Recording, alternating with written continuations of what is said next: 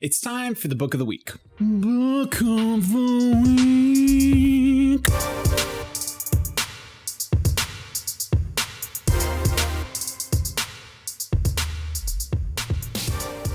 And this week's pick is one of my all-time favorites. A maybe lesser-known book and a bit older, but absolutely timeless and priceless in its wisdom. Musashi by Eiji Yoshikawa is a big book, clocking in at about 1,000 pages. It was originally published in 1935, but that leads me directly to my first praise for the book.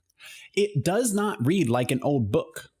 Yoshikawa's writing style is incredibly simple and masterful, which makes the story easy to follow, despite there being a large cast of characters and Japanese cultural barriers that you may have to find your way through. But I'll come back to that. Let's look at the premise. The book is named after its protagonist, Miyamoto Musashi, a real historical figure largely considered to be one of the greatest swordsmen that ever lived, or at least the most famous one. In his real life, he wrote the Book of Five Rings, which contains priceless wisdom about life, philosophy, and war, and it's still employed and heralded to this day. However, Yoshikawa's novel is not a biography. It is an account that pulls heavily from Musashi's real life, but totally fictionalized and built to form a cohesive narrative with new characters and stories everywhere.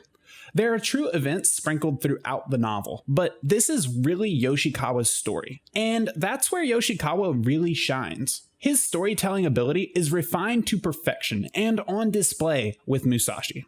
The book begins with a young Musashi, looking nothing like the esteemed warrior that he's later known to be, as he wakes just barely alive on a deserted battlefield where his dead comrades, the losing side, pepper the open field. From there, we follow Musashi on his long journey home, where events lead him to fall into public shame and he's forced to leave his hometown of Miyamoto.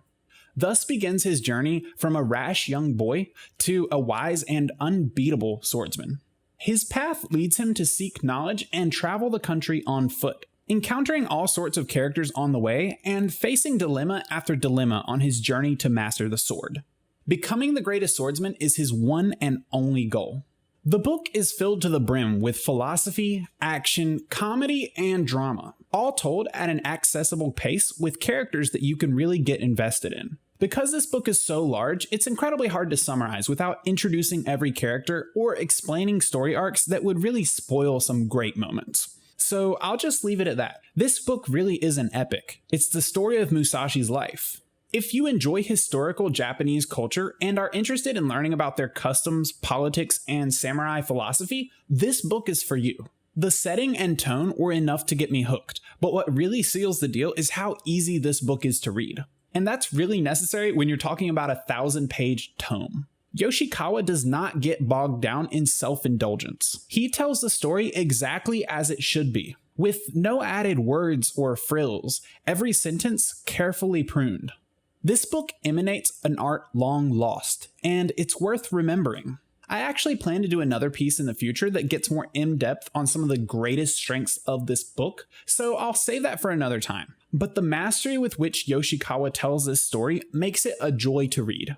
This is the kind of book that could be enjoyed by younger children listening to the novel read aloud, or seasoned adults looking for some soul food in the form of a story. It really is just that good. I can't stop gushing about it. The characters are dramatic, flawed, and memorable, brimming with life. Musashi's story is epic and rewarding in the fullest, down to the very last page. Wisdom that is applicable to our very own lives seeps effortlessly from the pages. The book is frankly a masterpiece. I think people knew that when it came out, but that was a long time ago, so I really want to uncover this and bring it back to light. I'll be lucky if I find another book that I love like this one for as long as I live. I cannot recommend it enough. I think it's important. It's a gorgeous epic, and if there's one book that I think's been overlooked by time that I could pluck out and hand to the masses, it would be this one. The world would be a better place if everyone read it. I read a lot of books that I love, but it's not often that I find one that will stick with me for the rest of my life. Musashi is that book. Thank you guys for watching this video. If you enjoyed it, don't forget to leave a like and a subscribe on the channel, and check back every week for new videos. I will see you guys in the next one.